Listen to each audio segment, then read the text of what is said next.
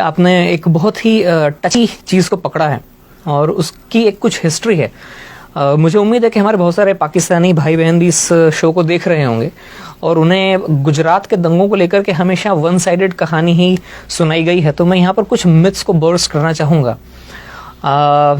अक्सर ही बताया जाता है, पाकिस्तान के अंदर तो यही खबरें जाती हैं कि मोदी के राज में 2000 मुसलमानों को मार दिया, लेकिन एक्चुअल फिगर 2000 नहीं है। वैसे मुझे शर्म आ रही है ये नंबर्स बोलने में। ये कोई खुशी का मौका नहीं है, ये कोई खुशी की चीज़ नहीं है कि मैं ये कहूँ कि 790 मुसलमान मारे गए थे, 240 हिंदू मारे गए थे। ये जॉइंट पार्लियामेंट्री कमेटी की रिपोर्ट थी जो कांग्रेस के राज में बाद में मनमोहन सिंह जी जब प्राइम मिनिस्टर थे तब टेबल हुई थी और उस रिपोर्ट के ये फिगर्स हैं। 790 मुसलमान मरे, 240 हिंदू मरे। ये बहुत बदकिस्मत नंबर है, लेकिन ये फैक्ट्स हैं जो कांग्रेस के राज में आए थे। अब इमीडिएट रीजंस ये थे कि साहब एक ट्रेन थी जो अयोध्या, जो हिंदुओं का एक बड़ा, जैसे मुस्लिम भाई बहनों का जैसे मक्का या मदीना होता है, वैसे अयोध्या राम जी का जन्मस्थल माना जाता है। वहाँ से तीर्थयात्रियों की एक ट्रेन अयोध्या से लौटी थी। वो गुजरात के गोधरा स्टेशन के ऊपर थोड़ा सा आउटपोस्ट पे खड़ी हुई थी और उसमें जो यात्री थे, तीर्थयात्री थे, कुछ विश्व हिंदू परिषद के लोग थे, कुछ आरएसएस के काडर थे, जिनका अयोध्या में आना जाना लगा रहता है। अचानक, एंड आई से this with lot of डिसमे and lot of embarrassment, कि अचानक करीब 1000 मुसलमानों की भीड़ उस ट्रेन के उस डब्बे में पहुंचती है जहां पर इन लोगों के रिजर्वेशन थे।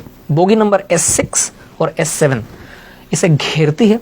अचानक पथराव शुरू होता है और पेट्रोल में भिगो कर रुई के गद्दों को और तकियों को अंदर फेंका जाता है और आग लगाई जाती है, जिसमें 59 हिंदू जिंदा जलकर मर जाते हैं। 28 फरवरी सन 2002 का दिन था, सुबह 9:30 बजे के आसपास का वक्त था। इसमें 59 जो हिंदू जलकर मरते हैं, जैसे कि आपको जानकारी, इंडिया में जो स्लीपर डब्बे होते हैं उनमें 72 लोगों की सीटें होती हैं, तो 72 में से 59 लोग जलकर मर गए। उनमें 40 औरतें थीं और बच्चे थे।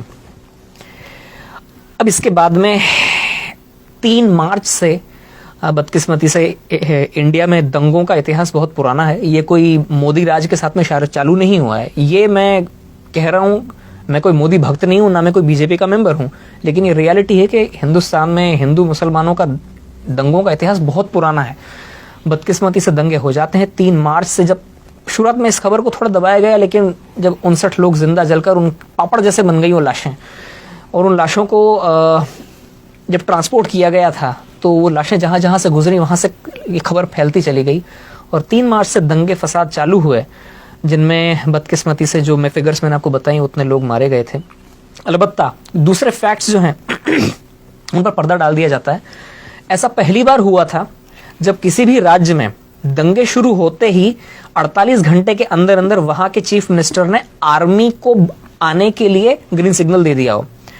5 मार्च का दिन था, आर्मी की टुकड़ियां पहुंच गई थी फ्लैग मार्च करने के लिए। दूसरी बात, ऐसा पहली बार हुआ इंडिया में कि पुलिस की गोलियों से 100 हिंदू दंगाई मारे गए थे। ये फैक्ट्स हैं, ये डॉक्यूमेंटेड फिगर्स हैं, मैं अपने मन से नहीं बता रहा हूं। और ऐसा पहली बार हुआ था कि इस तरह से कट्टर, जो मुस्लिम्स के अंदर जो कुछ कट्टर और ऑर्गेनाइजेशंस थे, उन्होंने वहीं के पास में गोधरा में करीब 50 मस्जिदें हैं, 50-60 मस्जिदें, छोटा सा कस्बा है लेकिन 50-60 मस्जिदें हैं। हो सकता है उनमें से कुछ मस्जिदों को सऊदी फंड्स आते हों, जहां पर वो वहाबिज्म की जो एक्सट्रीम हार्डलाइनर आइडियोलॉजी वहां से वो प्रोपोगेट करते हैं।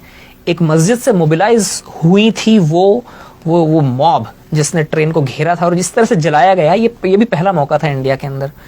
ये उसका इमीडिएट रीजंस थे। इसके पीछे हिस्ट्री का थोड़ा सा और पीछे आप जाएंगे तो गुजरात की पॉलिटिकल अनसर्टेनिटी भी बहुत ज्यादा थी उस वक्त। ये मार्च 2002 की बात है। उससे 2.5 महीना पहले जब दिवाली के आसपास का वक्त था, तब ही मोदी जी को पैराड्रॉप किया गया था। अटल जी और आडवाणी जी के कहने पर उनको सीधे उठाकर चीफ मिनिस्टर बनाया गया था। वे गुजरात में उसके पहले कभी असेंबली के मेंबर तो क्या, चुनाव लड़ना तो क्या, वे कभी किसी म्यूनिसिपल कॉरपोरेशन का भी चुनाव नहीं लड़े थे। वे कोई इलेक्टेड फिगर नहीं थे और उस वक्त गुजरात में बहुत कई बरसों से पॉलिटिकल अनसर्टेनिटी चली आई थी। हर छठे 8वें महीने में चीफ मिनिस्टर बदलते थे और जो वहाँ की जो लोकल बीजेपी, स्टेट बीजेपी थी, उसके अंदर बहुत सारे गुट बने हुए थे और वो गुट आपस में ही लड़ते रहते थे। वो हालांकि बीजेपी मेजॉरिटी में थी, लेकिन फिर भी कोई एक तगड़ा लीडर नहीं था। कांग्रेस बहुत होपलेस कंडीशन में थी, लेकिन फिर भी वो इस इनफाइटिंग को थोड़ा बढ़ाने की कोशिश करती थी। कई सालों से ही चल रहा था, तो आप ये समझ सकते हैं कि पॉलिटिकल अनसर्टेनिटी थी। जब किसी भी जगह पर पॉलिटिकल अनसर्टेनिटी होती है तो वहां के एडमिनिस्ट्रेशन के ऊपर उसकी मार पड़ती है। एडमिनिस्ट्रेशन ढीला हो जाता है, पुलिस ढीली हो जाती है और पूरी सोसाइटी में भी एक एजिटेशन हो जाता है, गड़बड़ हो जाती है। तो इन सब चीजों की रोशनी में एक नए आदमी को आप उठाकर चीफ मिनिस्टर बनाते हैं जिसके ज्यादा सपोर्टर्स भी नहीं थे। और इंडिया में ऐसा होता है कि काफी चीजें इंटरपर्सनल तरीके से होती हैं। चीफ मिनिस्टर की उस वक्त हो सकता है वहां के पुलिस वालों से भी ज्यादा जान पहचान ना हो, पुलिस वाले सुनते ना हो, इवन खुद अपनी ही पार्टी के लोग ऐसे मौके पर नए मुर्गे की टांग खींचने की कोशिश करते हैं कि मैं आपको यहाँ पे इसलिए टोक रहा हूँ, आपकी पूरी कहानी हम तक पहुंची और बड़ी इंपॉर्टेंट है। आपने फैक्ट्स के साथ बात की, ये वो फैक्ट्स है जो हमारे दर्शकों को जानने की जरूरत है। आपने एग्जैक्ट नंबर बताए कि हुआ क्या, इंसिडेंट क्या हुआ, क्या कुछ हुआ, और अनफॉर्चुनेटली ऐसा हुआ। मगर उसके बाद हम देखते हैं कि वो ना तो मोदी साहब ने किया था, मोदी साहब ने कंट्रोल किए, और उसी स्टेट में जहां ये इंसिडेंट पहले हुआ करते थे, फिर हमें आगे ये पता चलता है कि उन्होंने मैक्सिमम उसको कंट्रोल किया। मैं कनाडा में गवाह हूं, जब मोदी साहब हार्पर गवर्नमेंट के ज़माने में यहाँ पर आए थे तो सबसे बड़ा डेलीगेशन गुजराती मुसलमानों का उनके साथ मिला था, और कितने प्यार से वो मिले थे। मैं इस वक्त काश में रेडी होता तो मेरे पास वो वीडियो में दिखाता अपने दर्शकों को। ये तो वो फैक्ट है। अब देखिए, एक चीज और जोड़ना चाहूंगा इसमें कि उन दंगों के बाद मोदी जी, ये फैक्ट है जी, एक के बाद में 3 इलेक्शन जीते हैं, 5-5 साल। बिल्कुल ऐसा है। अगर उन्होंने दंगे करवाए होते जैसा कि लोग बोलते हैं, नहीं, वो तो एक सिस्टेमिक कैंपेन है ना उनके खिलाफ, डेमोनाइज करने की। तो गुजरात की जो पब्लिक है इंडिया की सबसे ज्यादा एजुकेटेड पब्लिक में से मानी जाती है। वो इतनी बेवकूफ तो नहीं है कि किसी मास मर्डरर को एक के बाद में 3 इलेक्शन जिताएगी। और दूसरी बात यह है कि एक बार जब ये जम गए वहां पर, तो इतिहास साक्षी है, तारीख गवाह है कि उसके बाद में फिर गुजरात में कभी कोई दंगा नहीं हुआ जी। और ये बड़ी दिलचस्प बात है कि आज भी इस आदमी की तनकीद करने के लिए लोगों को कुछ और नहीं मिलता है तो 17 साल पीछे जाते हैं। राइट। मतलब 17 साल से ये आदमी लगातार या तो गुजरात का चीफ मिनिस्टर था या इंडिया का प्राइम मिनिस्टर था। इन 17 सालों के कालखंड में इस आदमी के खिलाफ बोलने के लिए किसी को कुछ नहीं मिल रहा है। मतलब तो वो ये जो 17 साल पीछे जाना पड़ता है लोगों को। अच्छा, ये बड़ी दिलचस्प बात है।